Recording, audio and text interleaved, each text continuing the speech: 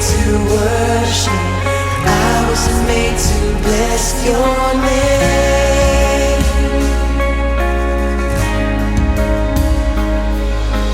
I will bless the Lord at all times. I will bless the Lord at all times. I was made to worship. I was made to bless your name.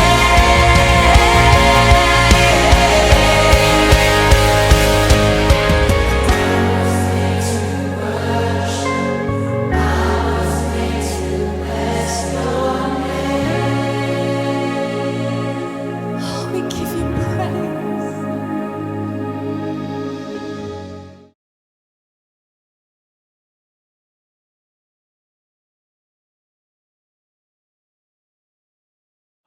사람들은요 보통 자기 인생 가운데 기적이 일어나기를 소망합니다. 다들 기적이 일어나기를 간구하고 기적이 일어나기를 기대하며 살아가죠. 사실 이 자리에 기도 제목들을 갖고 앉아 있을 텐데 어떤 사람은 엄청나게 큰 기적이 내 삶 가운데 일어나기 위해서 그런 기도 제목을 가지고 앉아 있는 사람들이 있을 겁니다. 근데 많은 사람들이 기적을 구하지만 실제적으로 기적이 인생 가운데 일어나는가? 그 답은 쉽지 않죠. 기적이 생각보다 많이 일어나지 않습니다. 때로는 나의 기도에 비례해서 기적이 일어났으면 좋겠는데 40일 금식을 하면서도 했음에도 불구하고 내 인생 가운데 기적이 안 일어날 때가 굉장히 많아요. 한 100번 기적을 구하면 99번은 안 일어날 것 같아요. 하지만 기적이 일어나지 않는다고 해서 내가 열심히 기도했는데 기적이 일어나지 않는다고 해서 하나님께서 안 계시는가? 그렇게 판단하는 것은 너무나 어리석은 일입니다. 왜냐하면 하나님에게는 우리의 인생 가운데 날마다 기적을 일으켜 주실 의무가 없으신 분이시기 때문에 그래요. 착각하지 마세요. 하나님께서 우리를 창조했지 우리가 하나님을 창조한 것이 아니잖아요. 우리가 하나님을 창조했으면 우리에게 기적을 베풀어야 될 의무가 있겠지만 하나님께서 우리를 창조하셨어요. 우리가 너무나 인본주의적 관점으로 하나님을 바라보다 보니까 어느 순간부터 하나님께 기적을 강요하는 인생을 살아가는 순간들이 많습니다. 그리고 내 인생 가운데 기적을 일으켜주지 않았으니까 하나님은 배신자고 하나님은 나쁜 분이다 라고 단정 짓는 경우가 있는데요, 조금만 돌아보면 하나님께서 기적을 안 일으켜주시는 것이 아니라 너무나 많은 기적을 날마다 일으켜주고 계시지만 내가 원하는 기적을 보여주지 않는 것이다 라는 사실을 알 수 있습니다. 제가 리더십 수련회 오늘 오전 가운데도 설교했었는데요, 우리의 편협한 시각이 하나님의 기적을 보지 못하게 하는 거예요. 하나님께서 이 우주를 창조하시고 지구에 생물이 존재할 수 있게끔 모든 것을 조화롭게 만든 것은 여러분이 생각하고 있는 것보다 훨씬 더 큰 기적입니다. 그렇잖아요? 여러분들이 지금 숨을 쉬고 있는 이 공기의 비율들도 조금만 비율이 바뀌면 우리는 숨을 쉴 수가 없어요. 하나님의 엄청난 질서 가운데 우리가 숨을 쉬고 있고 우리의 육신도 마찬가지입니다. 엄청나게 복잡한 구조를 가지고서 이 구조가 하나만 잘못돼도 우리는 엄청난 육신의 고통을 경험하게 되고 혹은 살 수 없게 되거든요. 근데 그 모든 것들이 조화를 이루어서 우리가 이렇게 똑바로 서 있고 존재할 수 있다는 것 자체만으로도 그건 엄청난 기적이에요. 여러분들이 상상하고 있는 그런 기적들보다 로또 복권이 당첨될 확률보다 여러분이 지금 존재해서 이 자리에 앉아 있다라는 것 자체가 훨씬 더 큰 기적이다라는 거죠. 근데 우리는 자꾸만 편협한 시선으로 세상을 바라보고 내 인생을 바라보니까 기적이 안 일어나고 하나님은 나를 바라보고 계시지 않는다 혹은 하나님은 존재하지 않는다라고 이야기합니다. 그런데 그 편협한 시선을 조금만 닫고 말씀의 관점으로 세상을 바라보기 시작하면 하나님께서 우리를 사랑하신다라는 것을 알 수 있어요. 그리고 언제나 우리에게 좋은 것을 주시기 원하신다라는 것입니다. 어쨌든 그럼에도 불구하고 왜 내 인생 가운데 기적은 일어나지 않을까? 하나님께서 사랑한다라면 사랑하는 자녀인 내가 구하는 것을 응답해 주셔야 되지 않는가? 왜 일어나지 않을까? 두 가지로 정리해봤어요. 첫 번째는요, 그 기적이 하나님의 더 큰 계획에 속하지 않거나 그 기적이 내 삶 가운데 일어나면 안 되는 거기 때문에 그렇습니다. 예를 쉽게 들게요. 제 딸이 7살, 이제 7살이에요. 단 거를 엄청 좋아하거든요. 지금도 단 거를 너무 좋아해요. 이가 막 썩어 들어가는데도 그럼에도 불구하고 치과에서 치료하고 나오면서 사탕을 사달라고 하는 그런 딸이에요. 이 딸이 저한테 얘기합니다. 아빠, 오늘 난 사탕 100개를 먹겠어요. 100개를 사주세요. 그러면 제가 100개를 사줄까요? 절대로 안 사주죠. 왜요? 제 딸을 제가 더 잘 알고 있기 때문에 그래요. 100개를 사탕을 그 자리에서 먹으면 안 죽는 게 신기한 거고, 죽지 않더라도 당뇨병에, 소아당뇨에 시달릴 수밖에 없기 때문에 절대로 안 사줘요. 아무리 자기가 죽어버리겠다라고 떼를 쓴다 할지언정 저는 거칠게 얘기하겠죠. 죽어, 이렇게 얘기하겠죠. 네, 안 죽을 거 아니까. 어쨌든 저는 절대로 사주지 않아요. 딸을 미워서가 아니라 딸을 사랑하고 딸을 알고 있기 때문에 그렇죠. 하나님과 관점도 마찬가지예요. 우리가 아무리 때를 써도 하나님 보시기에 이것이 우리에게 옳지 않고 이것이 우리를 어두운 길로 인도한다라면 NO, 죽고 때를 쓰고 40일 동안 금식을 하더라도 하나님께서 NO 하시는 거예요. 하나님께서 원하시지 않을 땐, 그 사랑 가운데 허락하지 못하실 때 허락하지 않으시는 것이죠. 인간의 생각은 항상 단기적입니다. 내 눈앞에 있는 거 당장 필요한 것이라고 생각하면서 울며 떼쓰며 하나님께 매달리지만 하나님은 장기적이세요. 모든 시간의 주관자이시고 내 모든 것을 창조하셨고 운영하시는 분이세요. 그분이 나를 알기 때문에 그분께서 그분의 사랑 가운데 그것을 허락할 수 없다면 일어나지 않는 것이죠. 기적이 일어나지 않은 두 번째 이유는 하나님께서 기적을 너무나 베풀어 주고 싶으신데 내가 그 기적에 반응하지 않는다라는 거예요. 일종의 모험하는 것을 두려워하는 거죠. 예를 들면 이런 거예요. 리더십 수련회 갔는데 여러분 라이브로 보신 분들은 알겠지만 카메라가 얼굴 한 사람 한 사람을 다 비춰줘요. 네. 실제적으로 놀라운 사실은 제가 다른 공동체 모 형제님에게, 저에게 형제가 처음 보는 형제가 저를 찾아왔어요. 그리고 저에게 이야기하는 거예요. 이 공동체의 한 자매가 영상에 비쳤는데 내 마음 가운데 들어왔어요. 와우. 누군지 개인적으로 알려줬는데 여기 공개하지는 않을게요. 네, 그런 이야기가 있었어요. 그래서 제가 뭐라고 했을까요? 네가 알아서 해라 라고 이야기했어요. 딱 봤을 때 저의 개인적인 입장으로는 어땠을까요? 우리 자매가 너무나 아까웠기 때문에 네가 알아서 해라 이렇게 이야기했어요. 네, 어쨌든 그 형제가 이렇게 가정해 봅시다. 그 형제가 그것을 기도의 응답이라고 생각하고서 그 집에 돌아가서 교회에 가고 3일 동안 금식하면서 기도하는 거예요. 하나님, 그 자매를 저에게 주시옵소서. 그 자매와 만날 수 있게 해 주시옵소서. 3일 동안 금식을 했는데 답이 없어요. 지금 이 형제는 뭔가 착각하고 있는 거죠. 3일 동안 금식하고 기도할 때가 아니라 그때 뭐 해야 되는 거예요? 주님께서 마음을 주셨다고 생각하면 그 자매한테 가서 떳떳하게 이야기해야 되는 거죠. 내가 당신을 보고 한눈에 반했습니다. 이렇게 이야기해야지 뭐가 되든 안 되든 할 거 아니에요. 근데 그런 용기가 없어서 멈춰 있는 거죠. 이거는 뭐 그 자매가 속이 터지지 않아요. 형제만 속 터지는 게 아니라 하나님도 속이 터지는 거예요. 야, 내가 다 지금 라인 쫙쫙 연결해 놨는데, 최선민 목사를 통해서 너의 마음을 전달해 놨는데 왜 너는 가만히 있느냐? 하나님의 그 답답함이 있는 것이죠. 네, 보고 계시는 하나님께서 답답할 정도로 우리가 행동하지 않는다라면 우리 인생 가운데 기적은 절대로 일어나지 않는다라는 것입니다. 일단 성경은요, 성경이 말하는 기적은 우리가 생각하는 기적과 조금 거리가 있어요. 그래서 성경에 나타나는 기적은 어떤 특징이 있는가?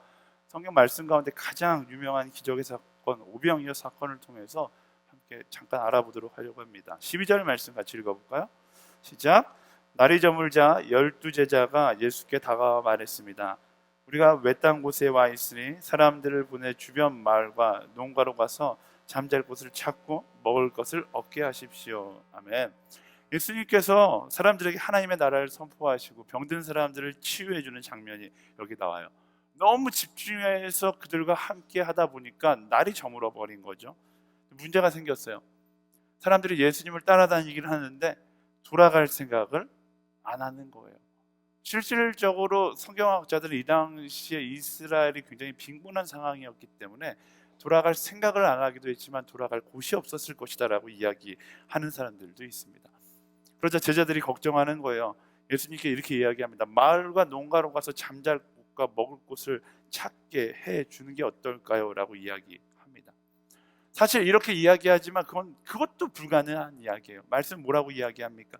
거기에 모여있는 사람이 기록된 남자만 5,000명이라고 이야기해요. 남자만 5,000명. 남녀 차별주의가 아니라 당시에 뭐 상황이 그랬던 것 같아요. 20세에서 60세의 남자만 카운트하는 법을 가지고 있었답니다. 다시 말하면 여자와 어린아이들 또 어른들 이런 사람들까지 다 포함하면 적게는 15,000명에서 많게는 2만 명 정도가 그 자리에 모여 있었을 것이다 라고 생각합니다. 어저께 저희 리더십 수련회가 300명 모여 있었거든요. 2만이라는 숫자는 어마어마한 거예요. 잠실 체육관에 사람을 가득 넣으면 2만 명이 들어가요. 우리가 카운트다운하는 장충체육관에 가득 넣으면 몇 명 들어갈까요? 지난번에 저희가 카운트다운 할 때 6,600명 들어갔는데 장충체육관에서 기네스라고 제일 많이 들어왔다라고 이야기했어요. 아무리 꽉꽉 넣어도 6,600명밖에 안 들어갔는데 2만 명이라면 어마어마한 숫자가 모여 있는 거예요.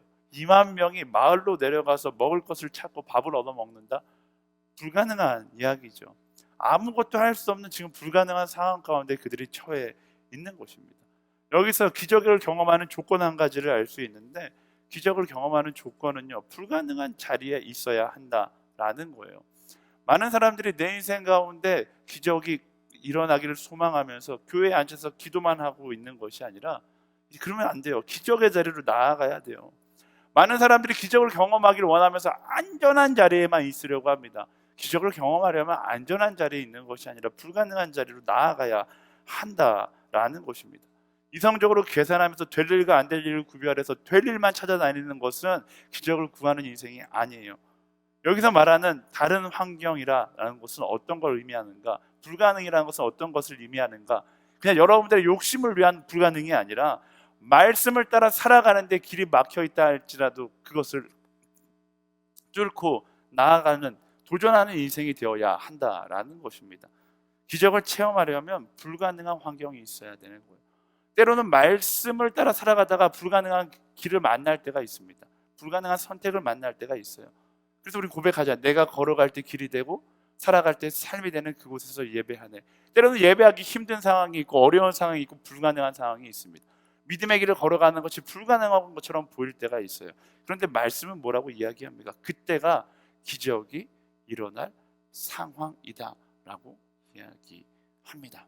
극단적인 예를 들어보면 시험 기간에 모두가 컨닝하는데 내가 컨닝하지 않으면 안 될 것 같아요. 이런 상황 가운데 이거 너무 극단적인가요? 불가능도 아니죠. 그때 선택하는 거예요. 믿음의 길을 선택하면 그 불가능을 뛰어넘는, 때로는 아주 극단적인 예지만 때로는 컨닝하지 않은 나의 점수가 더 높게 나올 수도 있겠고, 아니면 회사의 그 점수가 낮게 나온다 할지라도 하나님께서 오히려 그 회사에 채용되게 하시는 그런 기적들이 일어나게 하실 수도 있겠죠. 근데 그건 눈에 보이는 기적이고요. 하나님께서 내게 보여주시는 기적은 그거 이상의 기적들을 보여주신다라는 것입니다. 근데 우리는 그 기적을 보기도 전에 먼저 그 불가능한 자리로 나아가지 않을 때가 너무나 많다라는 것이죠. 말씀의 길을 걸어가며 의의 길을 걸어가는데 불가능한 상황이 나타난다 할지라도 돌아서지 마십시오. 진리로 도전하는 사람이요, 그리스도인은 진리로 도전하여 기적을 경험하는 사람들이 그리스도인인 것입니다. 그런 기적을 경험하는, 불가능한 자리로 나아가 그 불가능을 뚫고 나아가는 한 사람 한 사람이 되기를 예수님의 이름으로 축원합니다. 우리 옆 사람에게 선포할까요? 불가능의 자리로 나아갈지어다. 네, 이어서 10절과 11절 말씀 함께 보겠습니다. 10절과 11절 시작. 사도들이 돌아와 예수께 자기들이 한 일을 보고했습니다. 그러자 예수께서는 그들을 따로 데리고 벳세다라는 마을로 가셨습니다. 그러나 사람들은 이 사실을 알아채고 예수를 따라왔습니다. 예수께서는 그들을 맞이하고 하나님 나라에 대해 말씀하시며 사람들을 고쳐 주었습니다. 아멘. 그리고 그 불가능의 자리에 특징이 한 가지 있어요. 제가 말씀드렸지만 성공하려고 했는데 이 성공은 불가능해 보여, 이런 불가능을 이야기하는 것이 아니에요. 불가능의 자리에 특징이 있는데 오늘 말씀에 기적이 필요한 불가능의 자리는 어디였는가? 바로 낮은 곳이다라는 특징이 있다라는 것입니다. 보통 사람들은요, 성공이 필요한 자리에서 기적을 기대하거든요. 여러분들이 지금 기적을 기대하고 있는 자리는 어디입니까? 보통은 성공이 필요한 자리, 누군가의 인정이 필요한 자리, 나의 평안이 필요한 자리, 나의 승리가 필요한 자리에서 우리는 기적을 구합니다. 기적이 일어나면 내 물질이 채워지고, 기적이 일어나면 내 인생 가운데 어떤 행복이 주어질 것 같고, 기적이 일어나면 무언가 윤택한 삶을 누릴 수 있는 그런 기적을 구하는 자리일 때가 많다라는 거예요. 애석하게도 저에게 기도 제목을 구하는 사람들의 기도 제목의 거의 대부분도 사실 무언가 나에게 유익을 줄 수 있는 기적이 내게 일어나기를 소망하면서 기도 제목을 내놓습니다. 기적은요, 사실 말씀에 의하면 내게 어떤 유익이나 성공에 이르기 위해서 일어나기보다 언제 일어나는가? 바로 낮은 곳, 다시 말하면 사랑의 자리에 섰을 때 기적이 일어난다라는 것입니다. 성공의 불가능이 아니라 사랑의 불가능의 자리에 섰을 때 기적이 일어난다라는 거예요. 처음에 이야기했잖아요. 2만 명이라는 숫자가 당시 너무나 가난했기 때문에 도시락조차 싸울 수 없었던 그런 상황이었다라는 거예요. 그리고 그런 낮은 자리에서 기적이 일어나기 시작했다라는 것입니다. 여러분, 우리가 한 가지 명심해야 되는 것은 기적은 인생의 방향이 나의 욕심이나 성공을 향해 있으면 나타나지 않는 거예요. 혹시 여러분들이 기적이라고 이야기해도 저는 그것을 기적이라고 이야기하고 싶지 않습니다. 우리의 인생의 방향이 낮은 곳을 향해 있는 것이 말씀이 이야기하는 인생의 방향이고, 그리고 낮은 곳을 향해 있을 때 기적이 일어나기 시작하는 거예요. 우리의 인생의 방향이 높은 곳을 향해 있으면 기적은커녕 하나님의 계획하심도 발견할 수 없습니다. 하나님의 계획하심은 너무나 명확한 방향성을 가지고 있어요.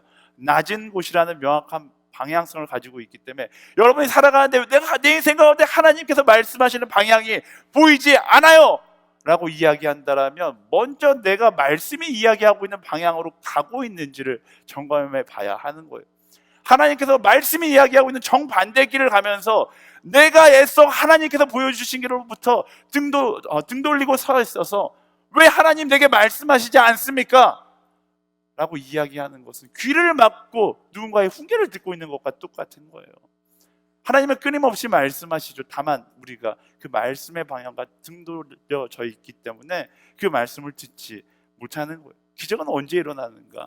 바로 낮은 곳을 향하여 나의 방향이 맞춰져 있을 때, 그때 그 사랑의 불가능을 만나게 되면 그때 기적이 일어나는 것이죠. 여러분, 왜 성공해야 합니까? 제가 여러분들에게 지금 성공하지 말라고 이야기하는 게 아니에요. 성공해야죠.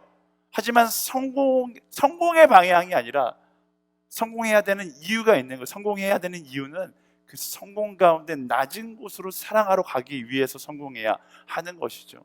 왜 공부해야 합니까? 왜 돈을 벌어야 돼요? 왜 열심히 살아야 돼요? 인정받기 위해서? 세상 가운데 좀 떳떳하게 보이기 위해서? 좋은 남자 만나기 위해서? 좋은 여자 만나기 위해서? 그런 게 아니라 목적은 분명하게 이야기하고 있어요. 우리의 인생의 방향이 말씀이 이야기하는 그리스도인들이 나아가야 되는 방향이 바로 낮은 곳에 있기 때문에 그런 거예요. 기적을 경험하기 원한다면 여러분의 인생의 방향부터 점검해 보세요. 여러분의 인생의 방향은 어디를 향하고 있습니까? 성공을 향하고 있습니까? 맹목적인 성공? 맹목적인 인정? 세상으로부터 얻을 수 있는 지위? 여러분의 인생의 방향이 그런 어리석은 것들을 향해 있지 않게 되기를 소망합니다. 말씀이 이야기하듯이 낮은 곳으로 나아갈 수 있는 그런 저와 여러분들의 인생의 방향이 되기를 예수 그리스도의 이름으로 축원합니다. 우리 옆 사람에게 선포하겠습니다. 낮은 곳으로 나갈지어다. 아멘. 13절에서 15절까지의 말씀을 읽어보겠습니다. 시작. 예수께서 대답하셨습니다. 너희가 그들에게 먹을 것을 주라. 제자들이 말했습니다. 저희가 가진 것이라고는 빵 5개와 물고기 2마리 뿐입니다. 이 많은 사람들을 다 먹이려면 가서 먹을 것을 사와야 합니다. 그곳에서 남자만 5,000명 정도가 있었기 때문입니다. 그러자 예수께서 제자들에게 말씀하셨습니다. 사람들을 50명씩 둘러앉게 하라. 제자들은 그대로 사람들을 모두 앉혔습니다. 이 장면을 저는 굉장히 좋아해요. 제자들이 예수님께 가서 예수님 불가능한 이야기입니다 라고 이야기하자 예수님께서 뭐라고 말씀하시냐면 이렇게 말씀합니다. 너희가 먹을 것을 주라 라고 말씀하세요. 동문서답 하시는 것 같잖아요. 예수님 저 사람들 보내야 합니다. 근데 예수님께서 너희가 먹을 것을 주라 라고 이야기해요. 오늘 말씀에 누군지 잘 나와 있지 않는데 다른 성경에 보면 빌립이 이렇게 이야기했다라고 이야기합니다. 빌립이 머리가 굉장히 빠른 사람이에요. 자기 나름대로 계산기를 꺼내서 막 두들겨 보니까 말도 안 된다라는 거죠. 여기 있는 사람들이 2만 명인데 2만 명을 먹이려면 제가 이제 행사를 많이 해봐서 알아. 2만 명을 아주 간단하게 요기할 수 있는 정도의 간식을 먹이려면 얼마가 필요할 것 같아요? 최소 2천만 원 정도가 있어야 합니다. 당장 2천만 원이 어디 있어요? 적자고 말도 안 되고 불가능합니다 라고 이야기해요. 여기서 우리가 기적을 경험하지 못한 또 한 가지 이유를 알 수 있어요. 왜냐하면 하나님의 길을 걸어가고 있다라고 이야기하지만 여전히 나의 이성으로 그것들을 계산하며 살아가고 있기 때문에 그래요. 나의 이성이 말씀보다 앞선다고 생각하고 나의 경험과 계산이 말씀보다 앞선다고 생각하는 것이죠. 이 말씀 가운데서 우리가 놓치고 있는 포인트가 있는데요, 아주 중요한 포인트, 예수님께서 말씀하셨다라는 거예요. 다른 사람이 아니라 예수님, 온 인류를 창조하시고 운영하시고 그 순간 가운데도 역사하시는 예수님, 창조주이신 예수님께서 말씀하시는 거예요. 어떻게? 너희가 그들에게 먹을 것을 주라. 제자들은 예수님께 기도했어요. 어떻게 해야 할까요? 예수님께서 응답하신 거예요. 너희가 먹을 것을 주라. 사실 기적은 이미 선포되었죠. 다만 뭐가 없는 거예요? 행동이 따르지 못하고 있는 것이죠. 그들은 주지 못합니다. 왜냐하면 그들의 이성이 예수님의 응답보다 앞서 있기 때문에 듣지 못하고, 예수님의 그 대답을 듣지 못하고 멈춰서 불가능합니다 라고 이야기하는 거예요. 기적을 경험하기 위해서 또 한 가지 조건은 나의 계산기를 끄고 순종할 수 있어야 한다라는 것입니다. 내게 맡겨진 사명에 순종함으로 최선을 다하는 것, 그것이 기적을 경험하는 방법인 거예요. 나를 바라보고 세상을 바라보면 항상 절망적이에요. 얼마 전에 설교 때도 이야기했지만 나를 바라보고 세상을 바라보면 항상 절망적이에요. 그리고 세상을 바라보고 주님을 바라봐도 절망적이죠. 근데 반대로 주님을 바라보고 나를 바라보면 소망이 보이기 시작하고요, 주님을 바라보고 세상을 바라보면 희망이 보이기 시작하는 거예요. 많은 사람들이 거꾸로 살아가요. 자꾸만 나를 바라보고 세상을 보고 나를 바라보고 하나님을 보려고 하다 보니까 세상에 소망이 없고 절망만 있다라고 생각하는 것이죠. 그것이 아니라 주님을 바라보고 창조주이신 하나님, 그 하나님을 인정하고 나를 바라보고 그 하나님을 인정하고 상황을 바라보면 똑같은 상황을 바라본다 할지라도 누군가는 불가능한 것을 바라볼 것이고 누군가는 그 불가능 가운데 기적을 이루실 그 하나님을 바라보게 되는 것이죠. 누군가는 성교지를 바라보면서 저주의 땅이라고 이야기하지만 누군가는 성교지를 바라보면서 하나님의 꿈의 땅이라고 이야기하면서 그 땅으로 나아가요. 세상의 투자자들은 성교지를 바라보면서 가난뱅이들이기 때문에 투자 가치가 없는 땅이라고 이야기하지만 교회는 그 땅을 바라보면서 하나님의 꿈이 심겨져 있기 때문에 우리가 가야 될 땅이라고 이야기한다라는 것입니다. 우리는 어느 편에 서야 될까요? 세상의 기준의 편에 서서 이익이 되지 않고 나의 계산이 맞지 않다라면 뒤돌아서는 그런 길을 걸어가야 할까요? 아니면 하나님의 편에 서서 기적의 발걸음을 향하여 나아가는 편에 서야 하는 것일까요? 기적은요, 후자의 편에 서서 순종하는 사람을 통해서 일어나게 되어 있다라는 것입니다. 오늘 말씀을 보세요. 눈 질끔 감고 믿음의 순종을 할 때 기적이 일어나기 시작해요. 이 장면에서 재미난 것은 예수님께서 딱 그래, 내가 기적을 보여줄게. 자, 모여봐. 박수 딱 치면 빵이 팍 늘어나서 엄청나게 많은 빵과 물고기가 되지 않았다라는 거예요. 예수님께서 감사기도 하고 제자들에게 빵을 나눠주기 시작하시죠. 그리고 뭐라고 말씀하세요? 너희들이 나눠줘라 라고 말씀하세요. 사실 이 장면이 굉장히 재밌는 장면이에요. 제자들이 빵을 받고 무슨 생각을 했을까요? 이 사람이 미친 것 아닐까? 이 빵을 처음에, 제 생각에는 그래요. 처음에 제자는, 어떤 제자는 이렇게 용감하게 나눠주지 못하고 꼭 저희 딸처럼 이렇게 나눠줬을 것 같아요. 2,000명을 다 나눠주려면 조금씩 나눠줘야 되니까 이렇게 나눠줬을 것 같아요. 나눠주다 보니까 줄지 않네. 이런 놀라운 경험들을 경험하게 되는 거죠. 어쨌든 중요한 건 순종하고 나아갔다라는 거예요. 하나님은요, 기적을 우리의 순종을 통해서 이루기 원하신다라는 것입니다. 왜냐하면 그 순종은 나의 이 계산기의 버튼을 끄고 말씀대로 나아갔다는 것을 이야기하기 때문에 그래요. 성경 가운데 이런 순종의 기적들이 엄청나게 많이 나옵니다. 모세가 이스라엘 민족을 애굽 땅에서 데리고 나왔을 때, 홍해 앞에 섰을 때 하나님께서 모세에게 말씀하세요. 뭐라고 말씀하세요? 지팡이로 홍해를 갈라라 라고 말씀하세요. 내가 홍해 갈라줄게 이렇게 말씀 안 하세요. 지팡이로 홍해를 가리키라라고 말씀하시죠. 모세가 생각했을 겁니다. 지금 장난하나? 자기의 계산으로는 지금 말도 안 되는 걸 명령하시는 것이잖아요. 하지만 모세는 그 명령에 순종해요. 그리고 성경 역사 가운데 가장 스펙타클한 사건 중에 하나인 홍해가 갈라지는 기적이 일어나기 시작하죠. 계산기를 끄고 믿음으로 지팡이로 홍해를 가리켰을 때 기적이 일어난 거예요. 가나의 혼인잔치도 마찬가지예요. 포도주가 떨어지니까 예수님께서 하인에게 독 6개의 물을 받으라고 이야기합니다. 그리고 하인들은 물을 채워요. 그리고 이렇게 말씀하시, 이제 갖다 줘, 이렇게 말씀하세요. 얼마나 황당한 장면입니까? 이제 갖다 줘. 하인들이 고민했을까요? 어쨌든 고민했겠죠. 근데 어쨌든 순종하고 믿고서 갖다 줬을 때 물이 포도주로 변하는 기적이 일어나는 것입니다. 기적은요, 이미 예수님의 말씀으로 선포되었어요. 하나님으로부터 선포되었어요. 하지만 모세가 홍해를 가리키지 않았고 하인들이 하염없이 그 하나님만을 바라보고 있었더라면 기적은 절대로 일어나지 않는다라는 것입니다. 기적은요, 나의 계산을 끄고 오직 예수님의 말씀에 순종하였을 때 나타났다는 것을 우리는 말씀을 통해서 보았고 깨달았고 그렇게 살아갈 수 있어야 하는 거예요. 우리는 감사하게도 성경 말씀을 갖고 있어요. 기적은 이미 이 말씀 가운데 선포되어 있는 것이죠. 기적을 경험하기 원하세요? 기적을 경험하기 위해선 이 선포된 말씀을 믿음으로 받아들이고 이 말씀을 따라 살아갈 때 우리는 하루하루 기적을 경험하면서 살아가는 것입니다.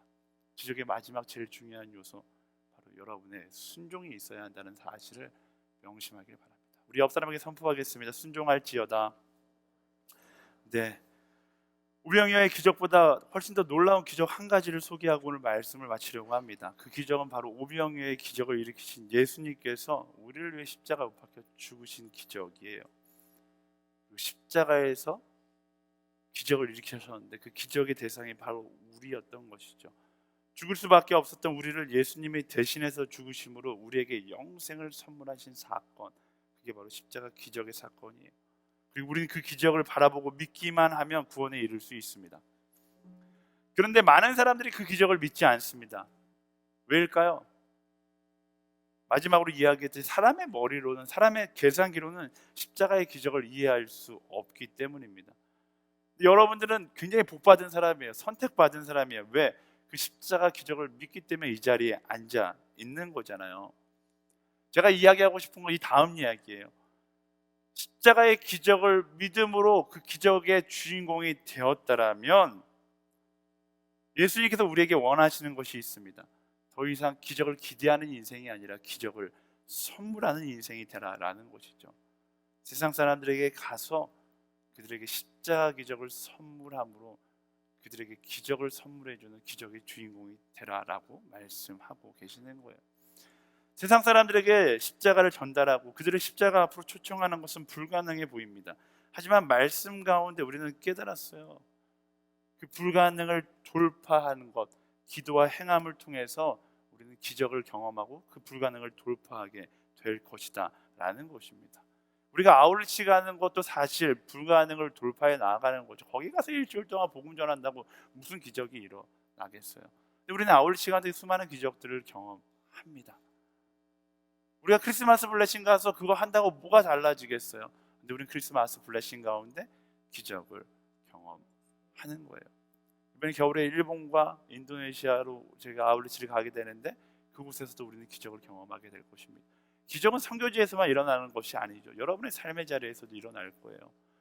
우리 아빠한테 아무리 복음을 이야기한다고 한들 아빠가 복음을 듣겠어? 그건 너의 생각이고요. 하나님의 생각은 다르다라는 것을 기억하세요. 우리 직장 상사, 와, 그 쓰레기 같은 인간에게 내가 예수님을 이야기한다 한들 그가 변하겠어? 아니, 그는 변해서도 안 돼. 그와 함께 천국에 있는 것조차가 나에게 저주일 수 있어 라고 생각한다라면 그건 여러분들의 생각이고요. 하나님의 마음은 여러분들이 예수 그리스도의 사랑을 그들에게 이야기하고 땅끝까지 이뤄내 증인이 되어서 그 기적을 일으키는 한 사람이 되기를 하나님께서 원하신다라는 것입니다. 제가 설교를 쭉 준비하면서 마지막으로 이야기하고 싶은 건 우리가 만들어야 될 기적은 다른 것이 아니다라는 거예요. 기적의 가장 중요한 요소가 한 가지 있는데 기적은 바로 복음을 흘러가게 하는 통로 가운데 사용되는 도구다라는 거예요. 그래서 저는 기적을 바로 선교라고 이야기하고 싶습니다. 기적을 경험하기 원한다면 선교하는 삶을 살아가야 돼요. 불가능함이 있는 낮은 곳으로 내 이성의 계산기를 끄고 나아가는 것, 순종함으로 나아가는 것, 그게 뭐예요? 바로 선교인 것이죠. 저는 저와 여러분들이 그 선택을 할 수 있게 되기를 소망합니다. 기적은 하나님께서 말씀하시는 기적은 다른 영역에서 일어나지 않아요. 선교의 영역에서 일어나는 것이죠. 예수 그리스도의 사랑을 이야기하고 그 십자가를 전하는 여정 가운데 일어나는 것이 바로 기적이다라는 것입니다. 여러분의 인생의 방향은 선교의 방향성을 가지고 있습니까? 아니면 그저 성공의 방향성만 가지고 있습니까? 혹시 두려움 때문에 그 기적의 방향성을 향해 가지 못하고 머뭇거리고 계시다라면 말씀은 이야기합니다. 하나님께서 여러분들을 응원하고 계십니다. 오늘이 선교 작정, 헌금 작정하는 두 번째 주인데요. 저희는 그런 생각해요. 저희가 이 헌금하면 얼마나 뭐 이 큰 도움이 되겠어. 나 뭐 1,000원, 2,000원 하는데 얼마나 큰 도움이 되겠어. 하지만 믿음의 순종으로 그것들이 하나님께서 사용하시기 시작하면 이것들을 여러분들의 작은 손길을 통해서 기적이 일어나기 시작하는 거예요. 설교를 마치기 전에 영상 하나를 함께 보면 좋을 것 같은데요. 작년에도 이맘때 함께 봤던 영상인데 많은 사람들은 두려워서 전도하지 않습니다. 그리고 가능성의 문제를 보고서 선교하지 않아요. 그런데 어떤 한 전도자가 그래서 선교하는 삶을 살아가는 거, 행동하는 삶을 살아가요. 그리고 작은 행동과 작은 순종이 놀라운 기적을 일으키는 것들을 목격하게 됩니다. 그것에 관한 영상인데요. 영상 보고서 설교 마무리하도록 하겠습니다.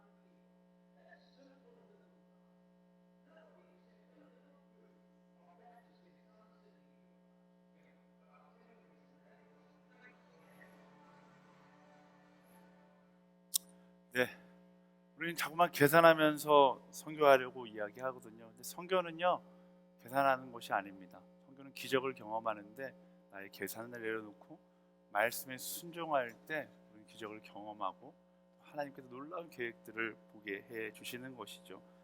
우리가 꿈꾸는 기적은 우리가 꿈꾸는 기적과 말씀이 이야기하는 기적은 분명히 다릅니다. 우리 세상의 기적을 꿈꾸며 살아가는 사람이 아니라 말씀의 기적을 날마다 소망하며 살아가는 사람인 것이죠. 나의 작은 섬김이, 나의 작은 순종이 우리 영상에서 보았던 것처럼 하나님의 계획과 만나면 엄청나게 큰 놀라운 역사를 이루는 거예요. 베드로의 작은 섬김이, 사도 바울의 작은 섬김이 오늘의 기독교를 이룬 것을 기억하십시오. 토마스 선교사의 작은 섬김이 오늘날 한국 교회를 이뤄갔던 것을 기억하십시오. 하용주 목사님의 작은 섬김이 오늘 함께 선교를 꿈꾸는 오늘의 교회를 이룬 것을 기억하세요. 그리고 하나님께서는 또 누군가의 작은 섬김을 기다리고 계십니다. 그 섬김을 통하여서 하나님은 기적을 만들어 가실 것이니까요. 그 기적에 동참하는 저와 여러분들이 되기를 예수님의 이름으로 축원합니다. 우리 함께 찬양하면서 하나님 그 기적을 만들어가는 한 사람의 삶을 살아가기를 원합니다. 예수님께서 걸어가셨던 그 방향을 따라 나아감으로, 낮은 곳으로 나아감으로, 때로는 그곳으로 가는 것이 불가능해 보이고 때로는 그곳으로 가는 것이 어리석어 보인다 할지라도 말씀이 또 예수님이 그 길을 걸어가셨기 때문에 순종함으로 나아가기를 원합니다. 그리고 그곳에서 나를 통해 이루시는 놀라운 하나님의 기적을 경험하기를 소망합니다. 우리 함께 고백하며 찬양하며 나아가도록 하겠습니다. 우리의 섬김이 더 낮은 곳으로, 우리의 고백이 더 낮은 곳으로 쓰러져 있는 그들을 향해 당신이 그랬듯 더 낮은 곳으로, 낮은 곳으로 우리를 초대하네. 함께 하자고 말씀하시네. 우리도 예수 그 길을 따라라. 함께 가길 원하네.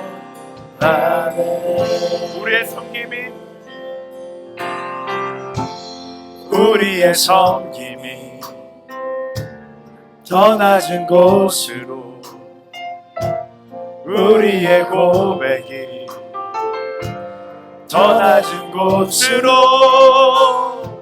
쓰러져 있는 그들을 향해 당신이 그랬듯 더 낮은 곳으로, 낮은 곳으로 우릴 초대하네.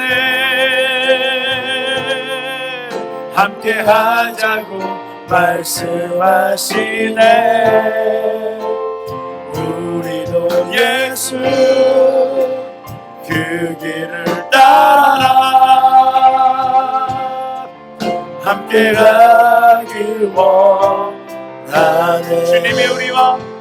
주님이 우리와 함께 하시네. 십자가 피 흘린 예수의 손으로 모든 아픔을 위로하시네. 우리에게 모여 주셨네. 낮은 곳으로 우릴 초대하네. 함께 하자고 말씀하시네. 우리도 예수 그 길을 따라 함께 가길 원하네. 하나님께서 기적으로 우리의 인생을 창조하시고 우리 인생을 운영하시는 것처럼 우리의 내일도 그 기적으로 채워주기를 원하고 계십니다. 우리가 그 선교의 방향을 선택하고 예수 그리스도의 사랑의 방향을 선택하여 낮은 곳으로 두려워하지 않고 순종함으로 나아갈 때 우리의 하루는 기적으로 채워질 것입니다. 절망으로 하루를 채울 것입니까? 기적으로 하루를 채울 것입니까? 하나님의 선택이 아니라 우리의 선택인 거예요.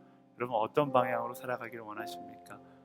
하나님의 기적으로 가득 찬 하루를 경험하기 원한다면 하나님, 내가 그 사랑의 방향을 따라 나아가겠습니다. 그 선교의 방향을 따라 나아가기를 소망합니다.